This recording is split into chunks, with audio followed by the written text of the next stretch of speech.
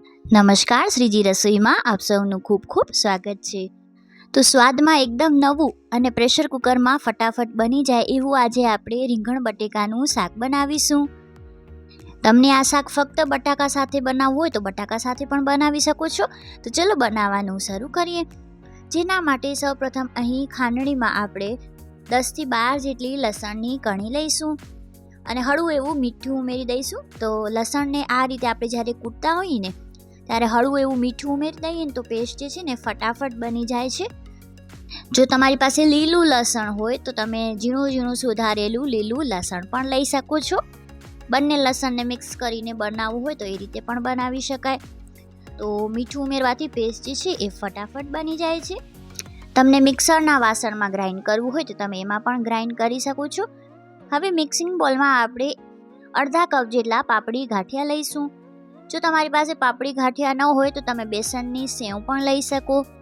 રતલામી સેવ હોય તો રતલામી સેવ પણ લઈ શકો છો। આ રીતે આપણે ક્રશ કરી લેવાનું છે, એકદમ બારીક પાવડર નથી કરવાનું। મિક્સરમાં પલ્સ મોડમાં ગ્રાઇન્ડ કરવું હોય અધકચરું તો મિક્સરના વાસણમાં પણ કરી શકો છો। તો સરસ જે છે આપણે આ રીતે સેમી ક્રશ કરી લઈશું। અડધા કપ જેટલા ઝીણા સુધારેલા લીલા ધાણા ઉમેરી દઈશું। જો તમે લીલું લસણ ઉમેરતા હો તો સાથે સાથે લીલું લસણ પણ ઉમેરી દેવાનું। હાફ ટીસ્પૂન જેટલી હિંગ ઉમેરીશું। અડધી ટીસ્પૂન જેટલો ધાણા જીરું પાવડર, ચપટીક જેટલું હળદર પાવડર, કેટલું તીખું ખાવું છે એ પ્રમાણે લાલ મરચું પાવડર। તો જો તમને અહીં લીલા મરચાંની પેસ્ટ ઉમેરવી હોય તો તમે લીલા મરચાંની પેસ્ટ પણ ઉમેરી શકો છો। સાથે સાથે આપણે અહીં જે લસણ વાટ્યું એ પણ ઉમેરી દઈશું। તો બધું જ સરસ જે છે આપણે મિક્સ કરી લેવાનું છે। જો તમે એનું એ જ શાક ખાઈને કંટાળી ગયા હો ને તો એકવાર આ શાક બનાવી જોજો, બહુ જ ટેસ્ટી લાગે છે। સાથે સાથે આપણે આ શાક જે છે ને એ આજે પ્રેશર કુકરમાં બનાવવાના છીએ એટલે શાક ફટાફટ બની જશે। અને જે આપણે ધાણા અને બીજા મસાલા ઉમેર્યા એના ભાગનું હળવું એવું મીઠું પણ આપણે ઉમેરી દેવાનું છે। તો સરસ પેસ્ટ જે છે એ બની ગઈ છે। જો તમને આજની આ રેસીપી ગમે તો વિડીયોને લાઈક ચોક્કસથી કરજો। હજી સુધી ચેનલને સબસ્ક્રાઈબ ના કરી હોય તો ચેનલને સબસ્ક્રાઈબ પણ કરજો। તો અહીં મધ્યમ આકારના કાચા બટેકા લીધેલા છે। બટેકાની સૌપ્રથમ સ્કિન કાઢી લીધેલી છે અને આ રીતે આપણે વચ્ચે એક 75% જેટલા બટેકામાં કટ લગાવી લેવાનું અને એક ચમચી જેટલી જ પેસ્ટ આપણે આમાં ભરીશું, કારણ કે અહીં જે છે એ લસણ એ આગળ પડતું છે। વધારે પેસ્ટ આમાં નહીં ભરીએ, સરસ બટાકાની અંદર ફ્લેવર આવી જાય એટલું જ આપણે પેસ્ટ ભરવાની છે। તો આ રીતે આપણે બધા બટેકામાં પેસ્ટ જે છે ભરી લઈશું। રીંગણમાં પણ પેસ્ટ ભરેલી છે। તમને જો ડુંગળીમાં આ રીતે પેસ્ટ ઉમેરવી હોય તો સાથે તમે ડુંગળી પણ લઈ શકો છો। અહીં જે છે મેં એ 6 થી 7 જેટલા બટાકા લીધેલા છે અને 3 થી 4 જેટલા રીંગણ લીધેલા છે। તો આ રીતે કટ લગાવીને પ્રથમ જોઈ લેવાનું રીંગણ જે છે અંદરથી જીવાકવાળા કે નથી, ત્યારબાદ આપણે પેસ્ટ ભરી લઈશું। તમને મરચાંમાં આ પેસ્ટ ભરવી હોય તો તમે મરચાંમાં પણ આ પેસ્ટ ભરી શકો છો।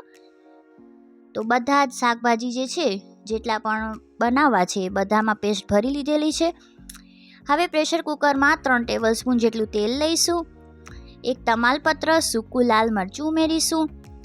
8 થી 10 જેટલા સિંગદાણા ઉમેરીશું, બહુ જ સરસ નટી સ્વાદ આવે છે।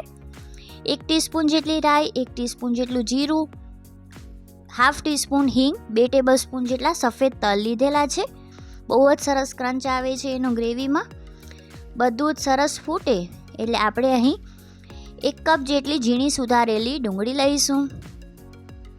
તો ડુંગળી જે છે મેં અહીં ચોપરમાં આ રીતે સેમી ક્રશ કરી છે। જો તમને મિક્સરમાં ગ્રેવી કરીને ઉમેરવી હોય તો તમે ગ્રેવી કરીને પણ ઉમેરી શકો છો।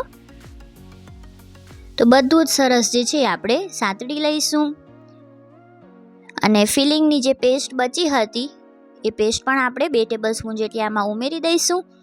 બધું જ સરસ જે છે આપણે સાંતળી લેવાનું છે। તો લગભગ ઘરમાં મળી આવે એવી જ સામગ્રીનો ઉપયોગ કરેલો છે, તેમ છતાંય આ શાક એટલું ટેસ્ટી બને છે ને કે તમે પંજાબી શાક પણ, પનીરનું શાક પણ ખાવાનું ભૂલી જશો। તીખું ચટપટું ખાવાના શોખીન હો ને તો આ રેસીપીને એકવાર ચોક્કસથી તમે ટ્રાય કરજો, વારંવાર બનાવવાનું મન થશે। સરસ તેલ પણ જે છે એ છૂટું પડી ગયું છે। તો હવે આમાં આપણે 1 ટેબલ સ્પૂન જેટલું ધાણા જીરું પાવડર ઉમેરીશું, 1 ટીસ્પૂન હળદર પાવડર, કેટલું તીખું ખાવું છે એ પ્રમાણે લાલ મરચું પાવડર આપણે ઉમેરવાનું છે, સ્વાદ પ્રમાણે મીઠું પણ ઉમેરી દઈશું અને ચપટી જેટલો ગરમ મસાલો ઉમેરવાનો છે. વધારે ગરમ મસાલો નથી ઉમેરેલો. તો મસાલાને પણ આપણે સરસ જે છે એ સાંતળી લઈશું. ત્યારબાદ આપણે અહીં 1 કપ જેટલા ઝીણા સુધારેલા અથવા તો ગ્રેવી કરેલા ટામેટાં ઉમેરીશું.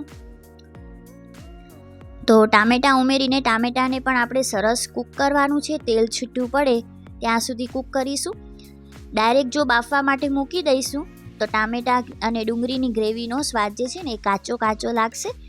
તો ડુંગળી અને ટમેટાને આપણે પ્રોપર જે છે એ કૂક કરવાના છે. તો તેલ છૂટું પડે ત્યાં સુધી આપણે કૂક કરીશું. સ્વાદ પ્રમાણે મીઠું અને 1/4 કપ જેટલી દહીં ઉમેરીશું.